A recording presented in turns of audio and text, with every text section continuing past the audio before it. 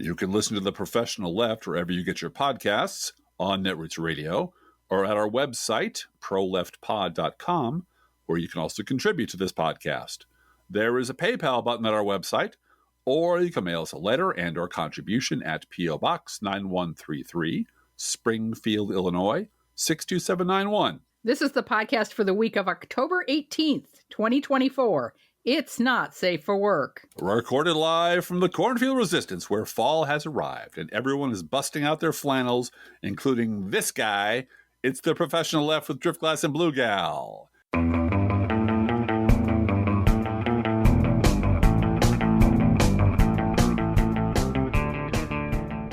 And we are running a little late today because this happened. What I want out of each and every one of you is a hard target search of every gas station, residence, warehouse, farmhouse, hen house, outhouse, or doghouse in that area. Yes, Barack Hussein, the Kenyan usurper, muscled his way out of a door somewhere. Yep.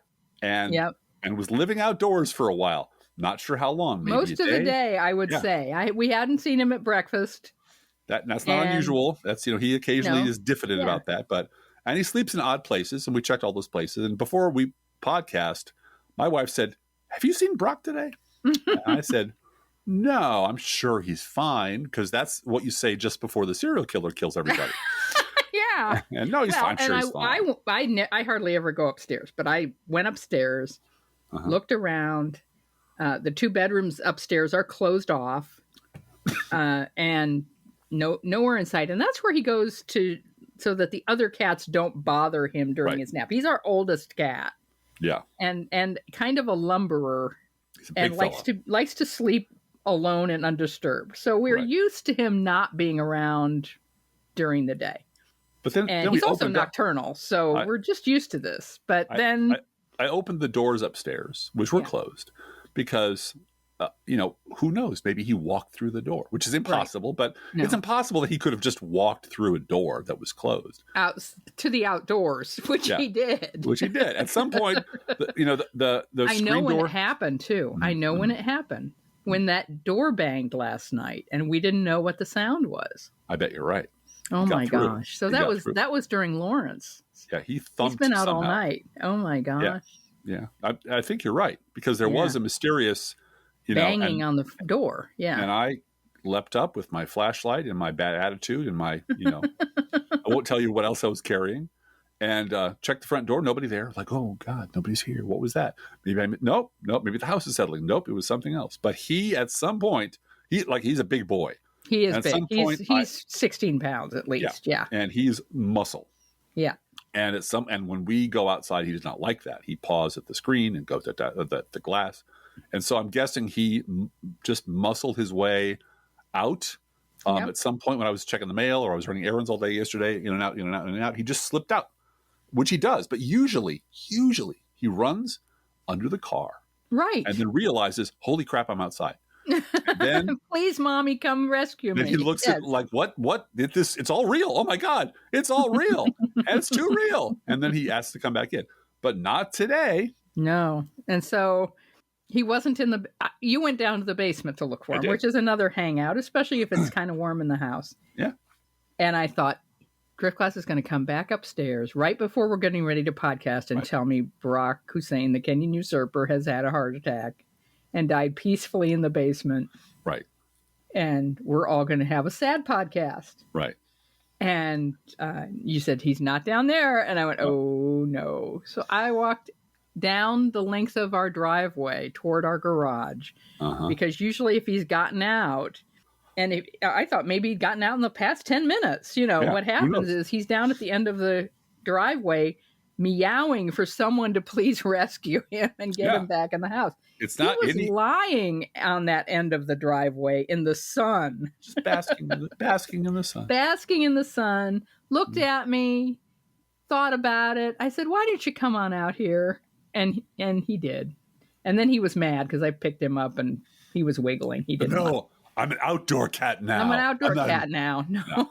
You're a kid who camped in the backyard for 2 days. That's right, what you are. Right. And all the other two cats just will not stop sniffing him now. So Tell us stories about the outside, Brock. Tell us about the outside. There are birds as big as your head. Right. And they fill the trees. Trees are full of them. There's squirrels everywhere, not just in front of the front door. Everywhere there are squirrels. Yeah. I'm friends with all of woodland creatures. Anyway. That was our adventure. And that's why we're both a little bit, distracted at the moment because our beloved cat got out. And I'm glad he's okay. And I'm glad this happened. Totally okay. I'm glad this happened and we recovered him because you are going someplace. Yes. I am off tomorrow to visit my dad in Pittsburgh. My dad's been going through cancer treatment and he's on oxygen now and et cetera, et cetera. Just lots of health concerns. He'll be 88 in February. We did the New York Times crossword puzzle with him on Zoom this morning in 20 minutes, the Thursday puzzle. Sharp as a tack, that old man is. Sharp. He did most of them. And fast. Yeah, he loves doing that puzzle. And he delights in it. He really has a good time. He laughs. He really does. Really and this was a good puzzle today. If you do the puzzle, today's puzzle is clever and fun and funny and doesn't have any annoying circles or multiple letter rebuses per square, which drive me crazy. So, so I'm going to go see my dad. And so we might run just a little bit short today. I still have to pack, etc. And since it's Pittsburgh, I will have my phone/camera with me for that inevitable encounter with Kamala Harris or Tim Walz. Yeah, it's going to happen. They're just going to bump into me, Right. Oh, it's Blue Gal. Hey, Blue Gal, how you doing? How you doing? There's less than 3 weeks to go until the election. Pennsylvania is, the state where it's happening. So since it's just 3 weeks to the election, and I know everyone is thoroughly saturated with that, today we're going to talk about, where to spend your limited time and energy and where not to spend it. And we're going to spend some time talking about where you should not be spending your time, which is a little ironic, but we hope it will be instructive. And there are obvious things you can do. Right. It is not too late to do some postcards to voters. Google that. You can volunteer to phone bank and knock doors. Make sure you're voting early. Get in touch with the campaign. If you're in the Northeast, we heard from a listener who is joining the motor coaches from the Kamala Harris campaign from New Jersey.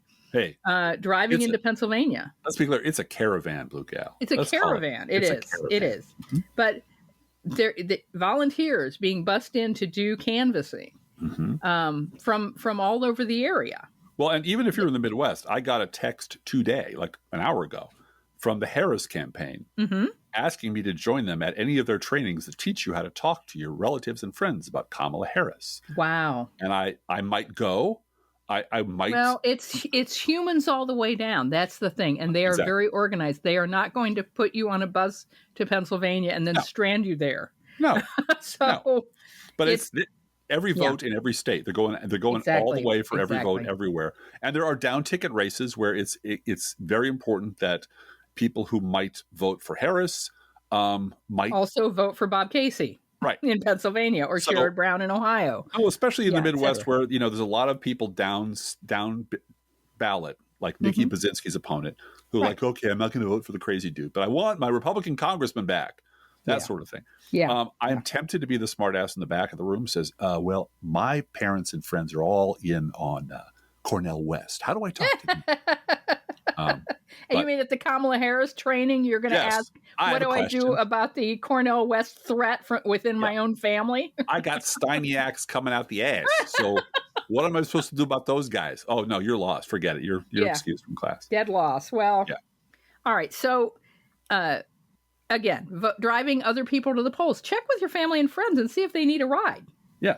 Or did they get their ballot? Did you get your ballot? I got my ballot. I already took mine downtown to the courthouse. Do you need a ride to the courthouse to drop it off? Etc. The other thing you can do is support the Midwest's oldest liberal podcast, which has been with you now through 3 presidential administrations. 3. And blogging through 4. And come what may, we will be around for a 4th.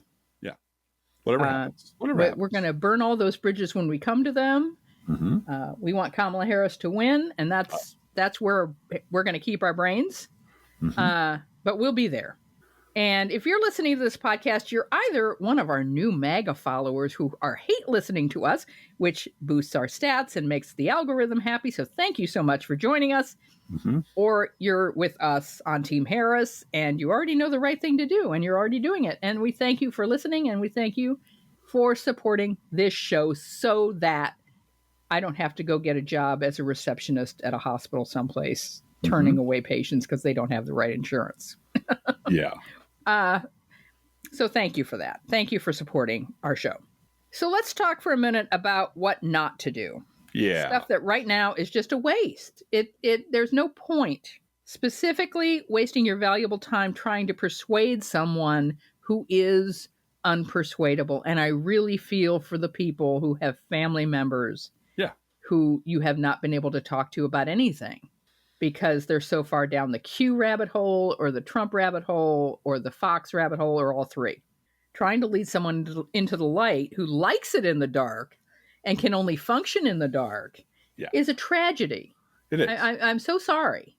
And it's exhausting. And if you've ever had, someone in your family with like alcoholism or drug addiction, or Alzheimer's, they don't know where they are, right? Less Alzheimer's because that's, a course of nature. But an illness that destroys them that they could stop if they could stop.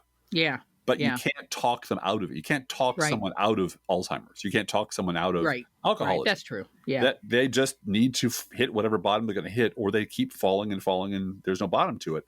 So to do that, I thought it'd be helpful to give you an actual, literal object lesson from right here in the town where Lincoln is buried, like 2 miles from our house.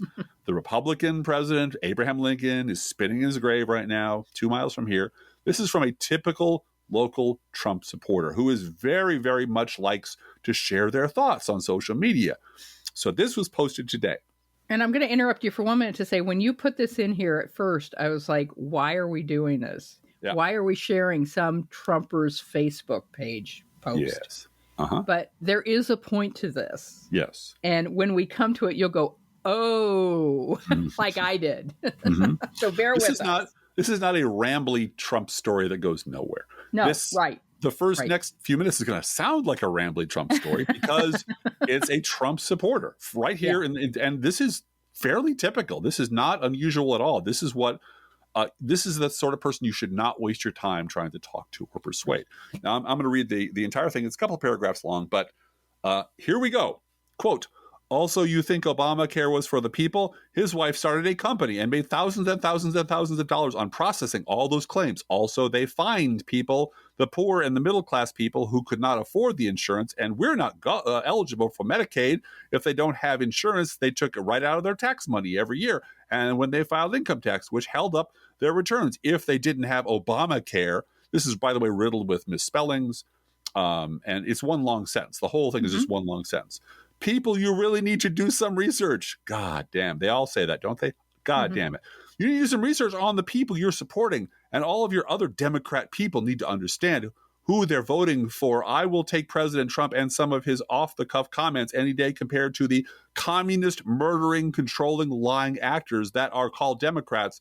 They're all lying to you, and you will be sorry one day if they get voted in. I absolutely promise. Please write my name down because I'm going to write yours down. And if that happens, I'm going to look you up in a couple of years. They will kill all small businesses with their fake fair attacks, just like they did in California. They ruined California so they could control it. You watch communism in a place with them, the Democrats, in a year or two, you'll be begging to get Kamala Harris out as prez." Unquote. Allow me to repeat.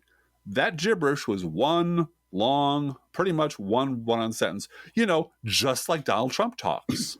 As a matter of fact, we were going to read a verbatim clip from Donald Trump, but he has canceled so many interviews in the past 48 hours. It's hard to find a statement that isn't him just dancing to his Spotify list. So let's all take a breath and step back from the crazy for a moment. This is where we get to the point of it. remind ourselves that creating a Republican Party base that is this detached from reality was the plan all along. Absolutely. We touched on this on Tuesday. Mm-hmm. We know that this was the plan all along because Karl Rove told us this was the plan almost exactly 20 years ago this month, in October of 2004. Mm-hmm. Quote, "We're an empire now, and when we act, we create our own reality. And while you're studying that reality judiciously, as you will, we'll act again, creating other new realities, which you can study too. And that's how things will sort out. We're history's actors, and you, all of you, will be left to just study what we do." Do your own research, Unquote. if you will. Yeah. Do your own research, right? Yeah. Okay, so here he is, as we mentioned on Tuesday, enforcing knowing that he's using propaganda to create a reality that will be the reality for millions and millions of voters, Mm-hmm. and that they will be part of what he calls the permanent Republican majority, because he will have them living the reality he has created. Congratulations, Karl, you did it. Yeah. And this guy, this Facebook guy, is the monster you created. Yep. Mission accomplished. Yay! Yay! Except this new Republican Party doesn't include Karl Rove. Who could have predicted this? Oh, no. You know, I wouldn't have predicted that Karl Rove would be left out 20 years later of his own party. Well, let me just say that I wrote a post in, 20 years ago. Mm-hmm. The Little Red State Fundy. Yes, you did. When the base turns on you. Yep. And they start running the show. Guess who's going to hold the whip handle then? Karl. Yeah. And actually, I knew that about 12 years ago. Yep. When it became clear that particularly the pro-life movement, the so-called pro-life, anti-choice movement, was starting to get really angry about raising all the money and doing all the work, and Republicans not, delivering on getting rid of Roe v. Wade. That's right. You can put Roe v. Wade on an envelope and raise money, but you're not serious about it. And therefore, the Republican Party isn't our friend, and we're not going to support them. And that's when you started to get primary races in the Republican Party based on, will you get judges that will do this for us? Exactly. So, yeah, I saw that and I thought, uh-oh. And all Trump did, ever did, was read the room. Yeah. You read the room and told them what they wanted to hear, which is something that Jeb wouldn't do. And gave them what they wanted. Yeah. And Jeb and the rest of them. That's why he's a little confused now, because everybody wanted this. Right. And all the other candidates wanted to keep a foot in both worlds. Right. They wanted to pander to the base and tell the base that they're wonderful and patriots and their paranoia is real. And take their money. And Democrats are baby murderers. Everybody agrees that Planned Parenthood chops up babies and sells their parts, and they're all baby murderers. Liz Cheney said the same thing. Yeah. But we also want to be serious, and like Paul Ryan's serious. We care about budgets and people and things and facts. And you can't live in both worlds. You cannot those cannot exist side by side. And we know who won the takeover of the Republican Party. Yep. Is that. And it's Alito. It's Sam Alito running the Republican Party now. Yeah. So Karl Rove's not just out of the GOP. He's he's an enemy now, right? Right. He is. In fact, in the new Republican reality, Karl Rove is a communist, Marxist, Democrat, leftist who I am 100% sure is on Trump's enemies list. Yep. Way to go, Karl. Yeah. Way to go. It's all working out so great. So let's go back to our local meathead, who is a fair proxy for tens of millions of other Republican meatheads out there that I'm sure lots of them or some of them. This random screed, which I must emphasize was posted today, was based on their recollection of some toxic garbage in the Daily Caller from 2013. They pulled this shit out of 2013. So this wasn't just batshit nonsense. This was batshit nonsense from more than a decade ago. And because I like all of you and you're my dear friends, I will not inflict the whole article on you. Just the headline, just the Daily Caller headline from 2013. Quote, First Lady Michelle Obama's Princeton classmate is a top executive at the company that earned the contract to build the failed Obamacare website, unquote. Now, remember, the very first line from this idiot's screed I read to you was, quote, Also, you think Obamacare was for the people? His wife started a company, unquote. No. So right off the bat, you know this pillar of our local community is an imbecile because they're citing the Daily fucking Caller as the authoritative source to go to on this matter. But they even get that part wrong because whatever it was had nothing to do with Michelle Obama. It was some classmate of hers who did whatever it was they're all angry about. And it should have stopped there. But then this dum-dum to rebut someone who was wondering, well, where's all this coming from? Linked to a fact-check article they apparently believed proves their bullshit. Because, now say it with me now, everyone say it with me, they've done their own research. Except if you bother to actually read the fact-check post, which I did, the one they linked to, it proves the exact opposite. Because they're a fucking idiot. Now, this is referring to all the emails that the fact-check organization was suddenly getting about this terrible conspiracy theory that Michelle Obama, blah, blah, blah, blah, blah. Factcheck.org says, quote, that's actually the lead sentence of an October 25th Daily Caller article linking the Obama administration and CGI Federal, a tech firm hired by the administration to build healthcare.gov. Question, does a college classmate of Michelle Obama work for CGI Federal? Did that company receive a no-bid contract to build the healthcare.gov website?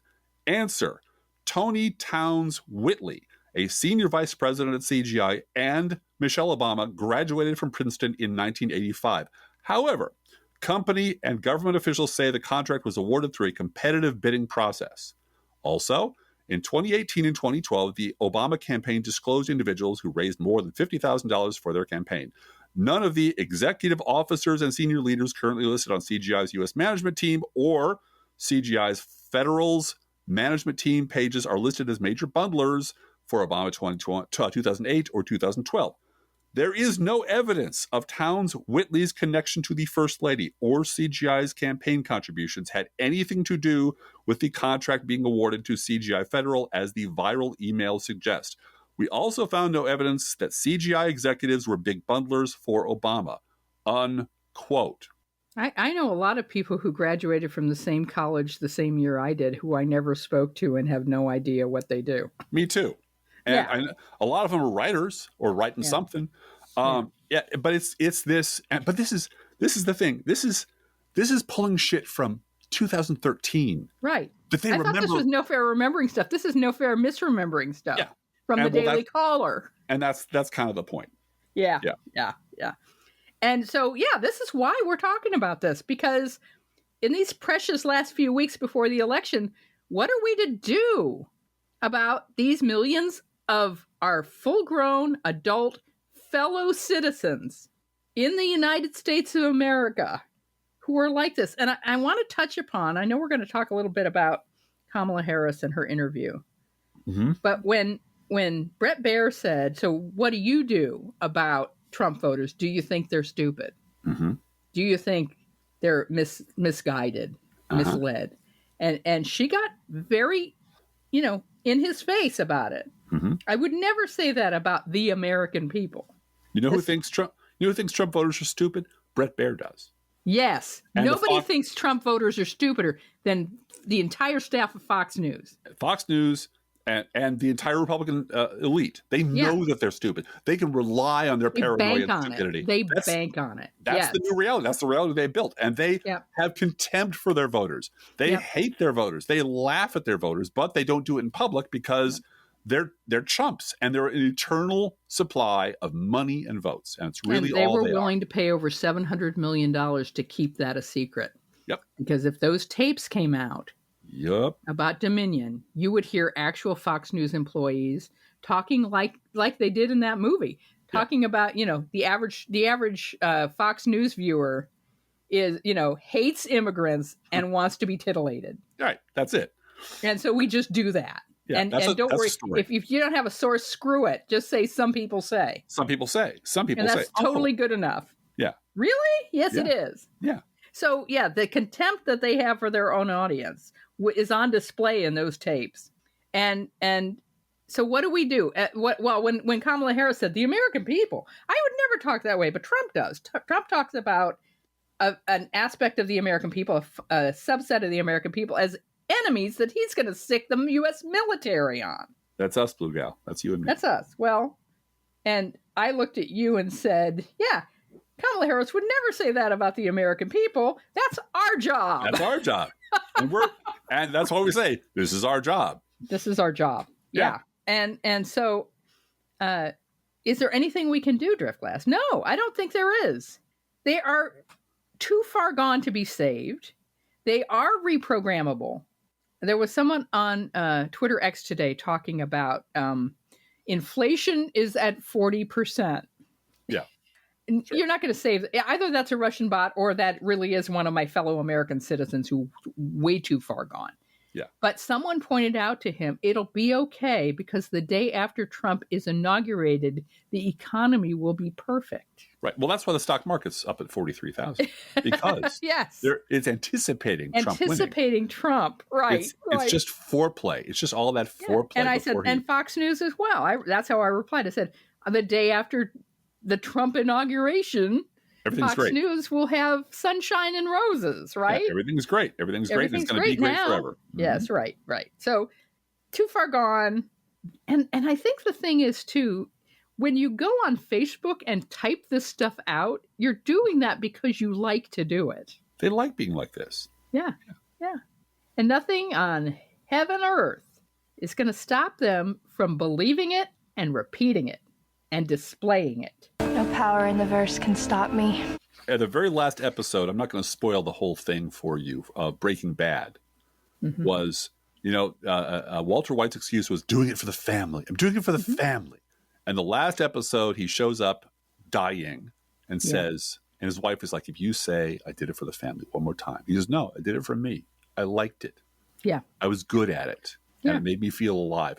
That's how these people are. They like being like this. This makes them feel alive. They're dead inside. This is the only thing that makes them feel alive inside, is hating people like us. So they're not going to stop doing it. So, stop pretending they are. There's no persuading them. There's no talking to them. And I think we have to dig a little deeper than that, Driftglass, because a lot of what's going on is racism. Yeah. And the grievances that they've been nursing since the 70s. Yeah.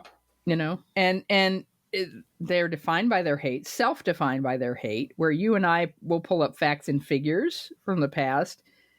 Whether it's about who killed the Fairness Doctrine, or what happened with the Brooks Brothers riot, or how slavery was the cause of the Civil War. Or the fact that, yes, certain red states, mostly in the former Confederacy, have to this day refused to expand Medicaid. And that has caused a lot of problems. I mean, there was that kernel of truth in that screed of if you lived in a state that didn't expand Medicaid, you were screwed. Yeah, but that's not Obama who did that. But that's not Obama. And they leave that part out. Right. But in these people's heads, it's just a warehouse full of long debunked claptrap. They still believe Hillary Clinton murdered Vince Foster and that there's a Clinton murder death list out there. Barack Obama was born in Kenya. The 2020 election was stolen. It's just one long thing. It's thousands and thousands of lies all stitched together by their sincere desire not to face reality or be held accountable for anything. Romney's going to win in a landslide. Yeah. Well, and the guy I used to work with long ago who was Republican, and then he I think I tipped him over into independent at least, Mark. He was a nice guy. Was he a constitutional conservative who never liked the tweeting, Driftglass? No, he was too young for that. This was during the Clinton administration. This was a long time ago. But, we would debate, we'd argue, we'd discuss, and I asked him once, how is it I know so much more about your party than you do? How is it I know who those people are? I know who Barry Goldwater was. I know about Reagan's speech about Medicare. How is it I know who Lee Atwater is and you don't? And you don't know anything about Jesse Helms. How do you? And he didn't have an answer. He was honest enough to just sort of, he's younger than me by a decade and a half, and he just didn't know anything. He just knew what he heard on radio was that Democrats are bad. They're all bad.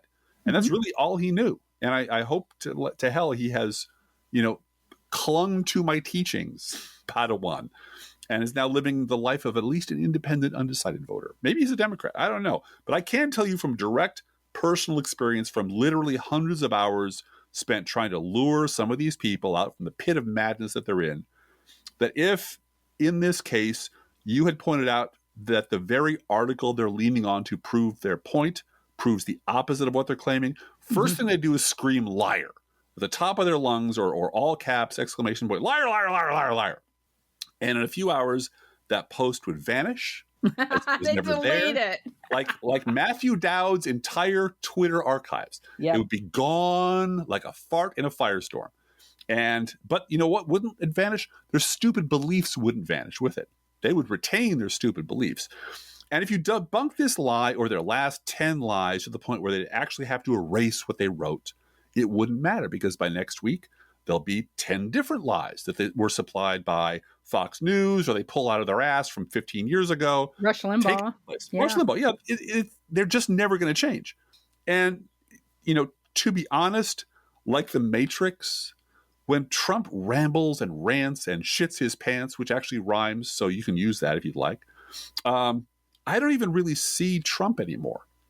What I see are the millions and millions of Republican zombies who manifested Trump and who have been this way for fucking decades. You get used to it. I don't even see the code. All I see is blonde, brunette, redhead. And we all know what happens if you debunk a MAGA zombie hard enough and publicly enough to make them temporarily back down from any particular lie. Yes, we do. They will always come back at you with the voice of David Brooks. Well, both sides. Yeah, really. Both sides are equally bad. Democrats are bad too. Do it too. Yeah, And it is kind of funny. It's exactly the same lie that all of your favorite never-Trumpers in the media lapse into when confronted with their own history. MSNBC contributor and Atlantic columnist. There's a lot of Atlantic columnists going on around here. There are a lot of neoconservatives land at the Atlantic for some reason. Yeah. It's weird. It's weird. This is Tom Nichols in 2019. Quote, "You will get no such contrition from me because I think your party had plenty of matches and lighter fluid and is not free of responsibility here." Yeah. Shaking my finger. Weird. The same excuse you hear from the lowest MAGA scumbag is the same excuse you hear from never-Trumpers, because they're all conservatives at heart. Anyway, wrestle with the MAGA zombies if it amuses you, but in reality, it's way too late to do anything about them, except win elections and beat them at the polls. That's all we got. That's all we got. If make them, a little too embarrassed to go vote. Like, I don't want to take the responsibility if this blows up, so I'll just stay home. Stay home. Watch TV. Watch sports. You love sports. But you know something? There is someone this week that I saw on social media who has learned from experience, who learned something from 2016. You mean like you and Kennedy and me and John Anderson? Yeah, kind of like Kennedy 80 and Anderson 80. Yeah. And this young person learned something. Her handle is Mew Mew Hakusho on TikTok, and God love her for putting this out. And here is audio from her TikTok. Back in 2016, when I was a Bernie or buster and didn't vote in the general election, I had the same reasons for not voting for Hillary Clinton. I made so many posts about how I was morally righteous for boycotting the election because Hillary wasn't progressive enough. Actually, that she was just as bad as Donald Trump. And you know what I don't see now? I don't see people looking back on the 2016 election and thanking people like me for my brave decision not to vote. And the reason they don't do that is because it wasn't a brave decision, and it wasn't the right decision, and it led to a lot of shit. If Hillary Clinton had won, it wouldn't have been the leftist revolution that I was looking for, but I wouldn't have lost my right to choose. If I had voted for Hillary Clinton in 2016, it wouldn't have been radical. But the huge wave of transphobia that washed over the entire country after that election probably wouldn't have happened. If I had voted for Hillary Clinton in 2016, I don't think I would have noticed a difference. There would have been a massive difference. And y'all think that you're not going to notice a difference now because you are voting from a place of safety. Just like I was. I don't think there's going to be a difference, but there will be. Notice how nobody talks about the Bernie or busters as if they were radical revolutionaries that changed the political landscape for the good? You notice how nobody does that? You ever wonder why? I especially love the part where she said, "No one thanked me because I wasn't a hero." Right. Yeah. You build yourself up in your own mind as this revolutionary front, and it turns out all you did was help the worst people in the world take everything away from you. And I want to say, this is not a dig at Bernie Sanders. Oh, because he's doing a great job in the Senate. Guess who Bernie endorsed this election? Guess who Bernie endorsed last election? You know, Bernie gets it. Bernie's not stupid. Bernie just wants his agenda to be furthered. Yes. Incrementally if necessary. But and he knows, and you know what? And all those people after that happened, Bernie's not my dad. He doesn't tell me how to vote for. Yeah, that's how fleeting your loyalty to Bernie Sanders was. It was, I want someone to burn the place down and tell me that it's okay to do that. Yeah. And Bernie was willing to do that. And when it turned out, nope, you got to work with Bernie's going to be chairman of the House Budget Committee or the Senate Budget Committee instead. He's a sellout. Now, really? with the court's permission, I would like to amend my previous remarks about Republican voters being unpersuadable, because there is one group of them that might be reachable, Blue Gal. Okay, and from Slate, I'm willing to listen. From Slate, this headline, quote, "That sure is one way to convince young men not to vote for Donald Trump. An eye-popping new strategy targets them at, pause, a vulnerable moment. As the 2024 U.S. presidential elections near its final stretch, you might think there could not possibly be more ads than there already are. You'd be wrong. One particularly bold approach comes from FTW PAC, a political action committee co-founded by friends Wally Nowinski, and Matt Curry. Their out-of-the-box plan is to target a largely overlooked segment of the voting population, consumers of online adult entertainment, particularly young men who watch ads before porn videos." Excellent. This is excellent. If you watch porn in a swing state in the final 2 weeks of this election, yep. A subset of the population. Yep. You're in a swing state and you're watching porn. Yeah. So download it all now, kids, because the article goes on. There's a solid chance you might see an ad that starts with a young woman enjoying herself on a bed before Donald Trump appears over her. Oh, no. Or else a warning that Trump's Project 2025 will ban this video. The ads conclude by telling the viewer, "Enjoy while you can," unquote. That is genius. That is freaking genius. And nothing about Kamala Harris. Because you don't want her associated with this ad in any way. Donald's going to take your porn away. It says so in this big book that he endorses and doesn't endorse and does endorse and doesn't endorse. And that all of his people wrote and J.D. Vance wrote a foreword to the next edition. Yeah, right. All right. Let's do a little background on this story, Driftglass, from a 2009 CNBC story, Porn Business of Pleasure, Top U.S. States for Online Pornography. And they updated this list in 2011, so it's fairly current. Mm-hmm. The top 10 states for watching online porn. Number 10, West Virginia. Numbers 9 and 8 are a tie, Florida and Louisiana. Number 7, North Dakota. 6, Arkansas. 5, Oklahoma. 4, Hawaii. 3, Mississippi. 2, Alaska. And number 1, Utah. So we've got that going for us. None of those, with the possible exception of Florida. We don't know yet. You know, fingers crossed about it. I think if Florida flips at this point, game over. But there are no swing states in that list. However, I think you and I made it through this minefield that was fraught with terrible jokes. Yes, we did. And we didn't tell any of it. Oh. Now, at this point, we all have to acknowledge it isn't really news anymore that Donald Trump is now incontinent with his lies as he is with his pants shitting. Mm-hmm. He's lost all control over what comes out of his mouth. So in public, you're either going to get him rambling, this low energy word salad, or him suddenly stopping everything and going into a fugue state and swaying and double hand jobbing gesture to his favorite music. I don't know who said it. It might have been Tim Miller. I will give credit where it's due. I'm not quite sure, but in response to him dancing and double hand jobbing gesture the handy to YMCA, he said, "Donald, my culture is not your costume." So I thought, all right, very good. Very good one. Yes, right. And because of all this means his Fox News minions must now continually follow him around, cleaning up his mess, as best they can, which is also not news because that's their job. Yeah. But even in the Pravda world of Fox News, some denials really stand out for their sheer audacity. They do. For example, Trump absolutely 1,000% bombed at the Economic Club of Chicago. Even WAPO noticed. This is from WAPO. Quote, the myth of businessman Trump has collapsed. Trump is now a politician with a side job, as his stumbling in an interview at the Economic Club of Chicago put on full display. The interviewer, Bloomberg News editor-in-chief John Micklethwaite, pressed Trump on a range of subjects, and Trump lapsed into rambling grievance double talk. Yeah, that's us talking. That's us talking. Yeah. That's not them talking. Yeah.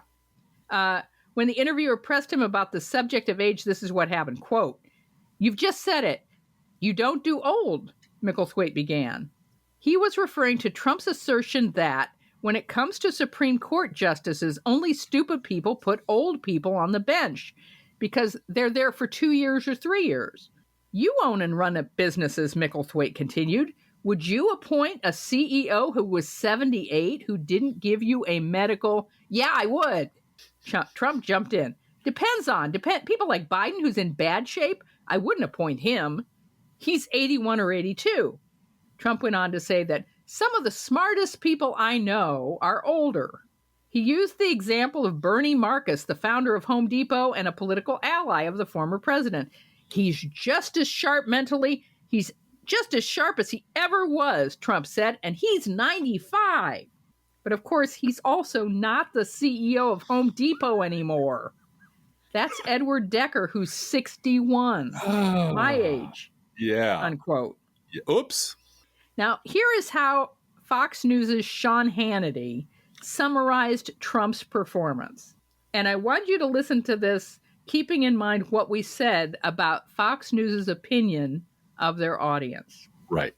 Here is Sean Hannity. Quote, in one of his all-time greatest moments on the campaign trail, Trump absolutely schooled Bloomberg's editor. Trump, frankly, masterfully navigated the situation, laid out what was a clear vision for American prosperity, unquote.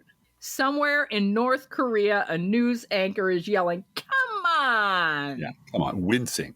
Come on, that's too far. You've taken that too far, Sean. Well, he's competing with Newsmax. Yeah, he has to. So he has to be this guy.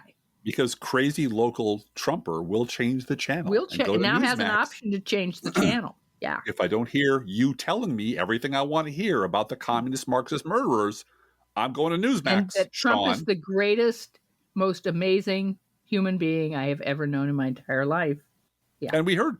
I forget where one of his speeches or things this week was about seniors. They're going to take care of seniors. We're going to take care of them. Great. They're going to be great. We're going to take care of senior citizens.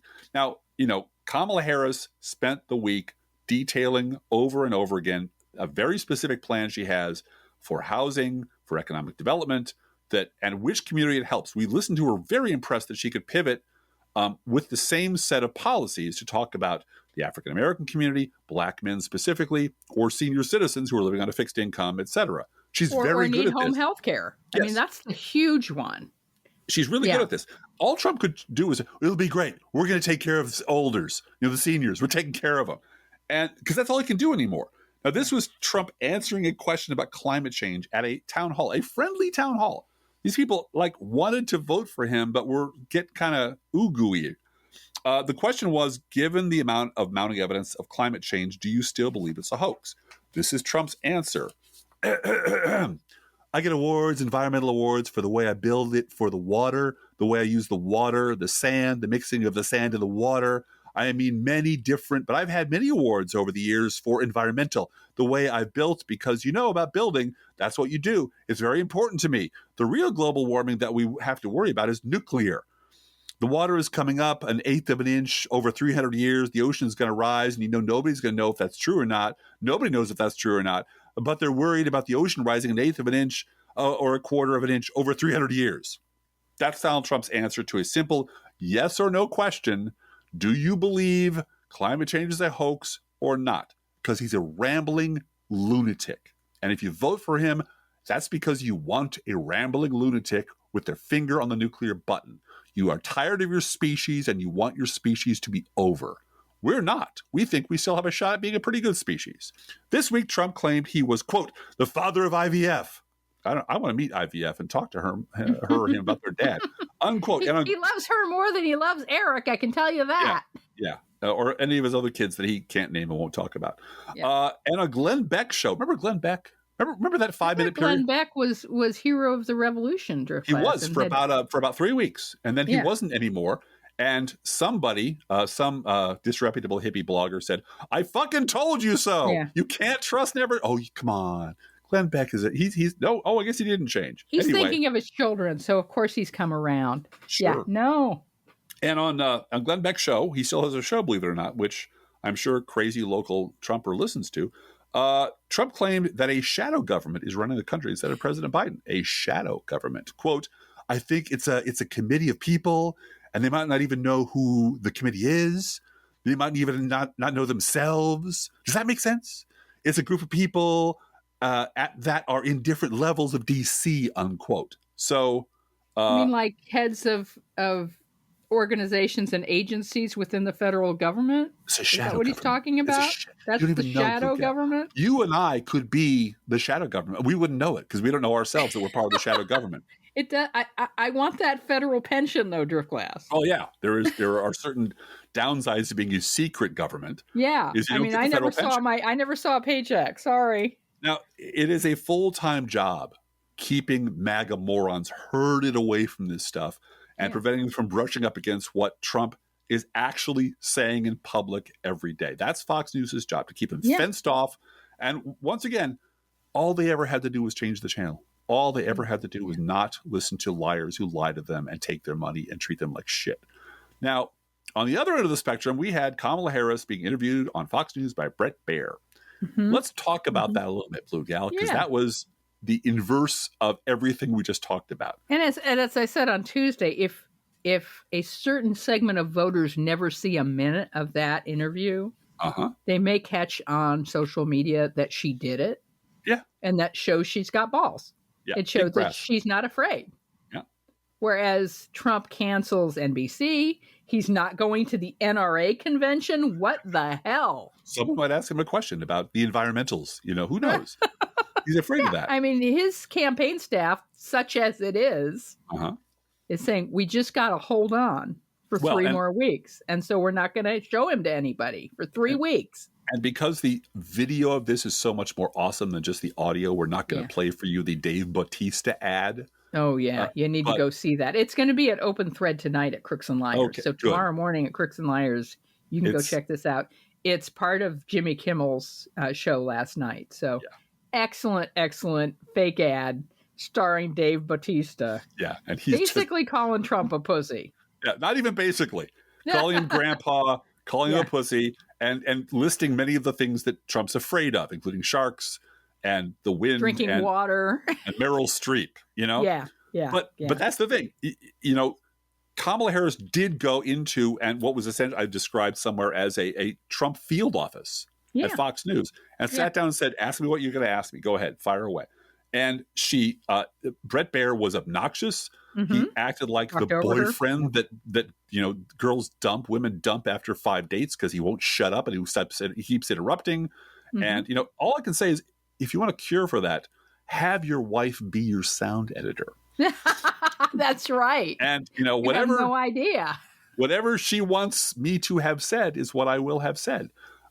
He was an asshole. Just a whining, complaining, but you didn't asshole. And of course, they expected that. No one expected her to win the debate because Trump won't debate her because he's a fucking coward. So she had to go debate Bret Baier, but she beat him, and she beat him especially with one punch where he wouldn't play the clip of Donald Trump saying he's going to turn the military loose on his domestic enemies. Yeah. And she called him out, said, "No, that's not what you said. That's not what he said. All due respect." I love that all due respect stuff. Yeah. You learn that in church. All due respect, but she lit into him, and she held her own with a completely biased, and the loser there was Bret Baier. Yeah, big time. And I wanted to read the thing that Andrew Edelstein wrote to us. Oh, yeah. He's at Left Jabber. He's a blogger over at Left Jabber. And he wrote to us this morning and said, Bret Baier was such an asshole. He was the perfect central casting prototype of the abusive boyfriend or husband. Exactly. Bullying, interrupting, condescending. And she was having none of it. She punched back and she drew blood. I have no doubt that there are legions of female Fox viewers who've been in that position far too often. And many were sitting at home with their abusers right then, watching Kamala punch out a jerk and saying to themselves, you go. Mm-hmm. A lot of these are women who will absolutely vote for her, assuming they can keep their vote secret from their, abusers, basically. Yeah. Mm-hmm. Yeah. She did great. She stood up to the jackass. Is she doing too much media, Blue Gal? Is that it? Oh, yeah. Now, too much? The Times is still complaining that it's not a serious interview. That's right, because it's not with them. Bret Stephens. Wrong Bret, I guess. But that's Fox News' job. We're doing our job. And let's finish up with the news roundup, which is part of our job. Yeah, the Bidening continues. Quote, early voting has begun in Georgia, which means Jimmy Carter has achieved his goal to live long enough to vote for Kamala Harris. God bless him. God bless Jimmy Carter. This is from Daily Kos staff. Quote, Ted Cruz blames his close Senate race on Mitch McConnell. Texas is widely seen as a GOP stronghold, so you might be excused if you forget that Republican Senator Ted Cruz is up for re-election this year. Cruz surely had no reason to expect his party to spend money defending his turf, especially given the wealth of endangered Senate Democrats this cycle. Yet here we are, roughly 3 weeks before the election, and Cruz is fighting to maintain a slim lead in his race while crying about Senate Minority Leader Mitch McConnell's refusal to bail him out. It's delicious. Unquote. Yes, it is delicious. And Colin Allred whipped him in the debate this week. Yeah. Go and watch some clips from that debate. It was, speaking of delicious, Now, a Georgia judge blocked a new state rule that would have required counties to hand count ballots cast on Election Day. Too much, too late, Fulton County Superior Court Judge Robert McBurney wrote in his decision, expressing concern that the 11th and 1/2 hour implementation of the hand count rule would undermine public confidence in the election results and lead to administrative chaos. In other bad news for Republican election stealers, citing a U.S. law prohibiting states from removing people from their registered voter lists within 90 days of an election, a U.S. federal judge on Wednesday ordered Alabama officials to pause their planned voter roll purge. Why would you do it now? You know why. We all know why. They're reading the polls. Pause their planned voter roll purge until after next month's election. Trump's top general called him a, quote, fascist to the core and, quote, the most dangerous person to this country, according to Bob Woodward's book, War. Retired U.S. Army General Mark Milley, who served as the chair of the Joint Chiefs of Staff from 2019 to 2023, hey, that's the Trump years, told Woodward that Trump is the most dangerous person ever. Quote, I had suspicions when I talked to you about his mental decline and so forth, but now I realize he's a total fascist. He is now the most dangerous person to this country, unquote. From Rolling Stone, quote, a coalition of more than 1,500 American doctors and physicians are calling on Trump to provide an actual prescription to fix the law he's maligned and vowed to repeal for almost a decade. In an open letter provided to Rolling Stone by the Committee to Protect Healthcare, physicians note that in April, Trump did an about-face, claiming he doesn't want to terminate the ACA, but instead make it much better. Mr. Trump has either refused or simply failed to share any concrete plans for improving the ACA, including in the most recent debate, the letter notes. Our patients and Americans nationwide deserve to know what would be in store for their health care in a second Trump presidency so that they can make informed decisions on November 5th, unquote. He has told you his plan. It is no plan. It is no plan. Same as it ever was. It is no plan. And noted sofa connoisseur, J.D. Vance, told what might go down as the biggest lie the second biggest lie of this election cycle, that Donald Trump saved the ACA. Yeah. He saved the ACA. He's a hero for saving it. He loves the ACA. He just wants to make it better. Well, how is he going to make it better? Does he have a plan? Well, he has a concept of a plan.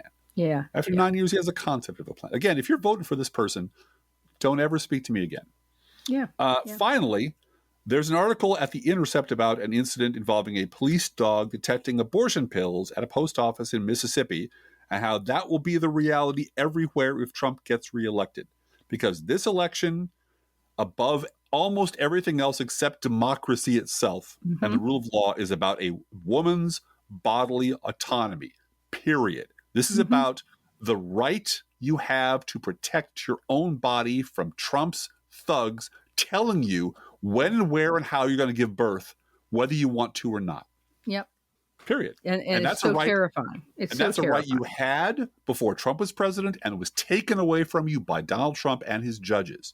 And anyone who parses that differently or says it some other way or talks about is lying to you. And people who lie to you are people you cannot trust. That's abuse. You're being abused because you're being lied to. Yep. Hey, on a lighter note, Driftglass. Each week we post to our Facebook page and website an Internet Kitty sent in by the listeners. This week's Internet Kitty, however, is not just a dog. No. This is a Great Dane cross. Named Georgia Grace. Georgia Grace is a lovely big family dog who in this picture is smiling the biggest smile on her sofa. Keep away, J.D. Vance. and there's no room for anyone else. This is Georgia Grace's sofa. And of course, Georgia Grace eats freshly poured dog food, our fake sponsor. Whether you serve pet store perfection or dollar store dreck, your dog will leap and jump and lumber over to the kitchen and say, "Hey, human, how about some of that freshly poured?" Freshly poured, freshly poured. Oh, my Lord, it's freshly poured.